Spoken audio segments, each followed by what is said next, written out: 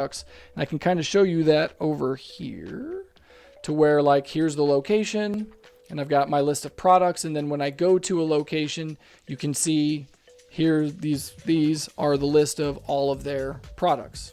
So this is location 1 towels, location 1 soap. And if I go to suite 12, I can see location or suite 12 soap, suite 12 towels, right? So it's a join table connecting the location and the product.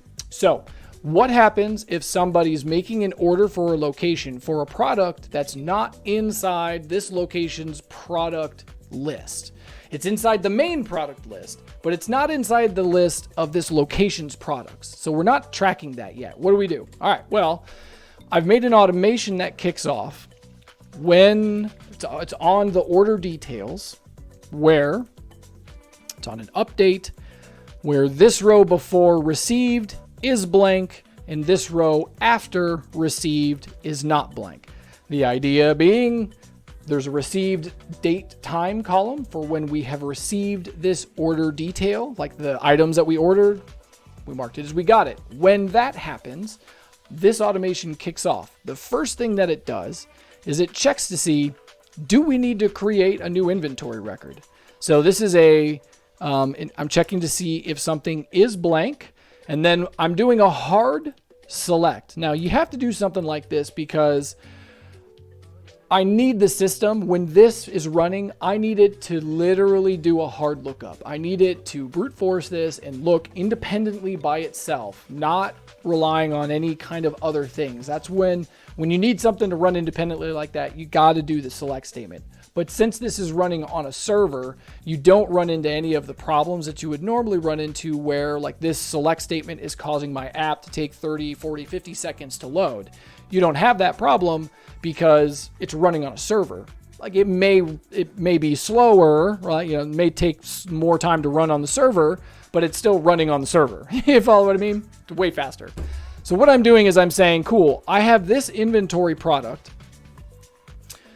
I'm sorry. What I'm saying is look in the location inventory table. So that's that join table, and find for me a record where the product is this product and the location is this location. So when we do a hard lookup like that, there we go.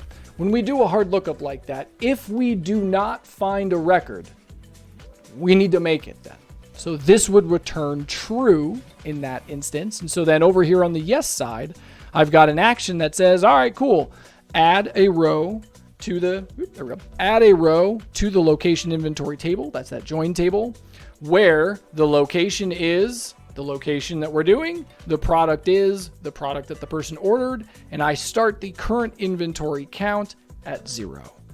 So first we check to see, is there a thing for this product? Yes. Yes, there is not. That's fun. If there's not, create it. Then the very next thing we do is we reference connect the order detail to that record that I just made. The way that I do this is the very same formula that I used in the very start of this, where I said, check and see if this exists already. That very same formula, just a little different. Instead of doing is blank, right? Take the is blank part out and switch it to an any. Because then now I'm trying to say is like, okay, now actually grab that thing. So this goes into the database, looks up what needs to be what we need, grabs the actual value and sets that into the link, into the product link, if you will, for this order detail. Thus, linking this order detail to the location inventory record that tracks the product that was ordered on this detail. And it happens after the fact, all through these automations. So you could use a lookup. The reason I use select is because I needed to use 2 criteria inside there. I needed to match the product and the location. And so when you have to do 2 or more, you got to do a select statement. But if it's just one thing, like look up this product ID over there, you can just use lookup. But that's the general idea, is you throw this in an automation that first checks to see if the record exists. If the record doesn't exist, it makes it, and then you connect, your record to it. That's what I got for that. There's obviously a lot for that sort of updating inventory. Is the record there or not? Do I need to make it? Like, the nuance involved in that is ridiculous because it's all hyper specific for your data system. Follow what I mean?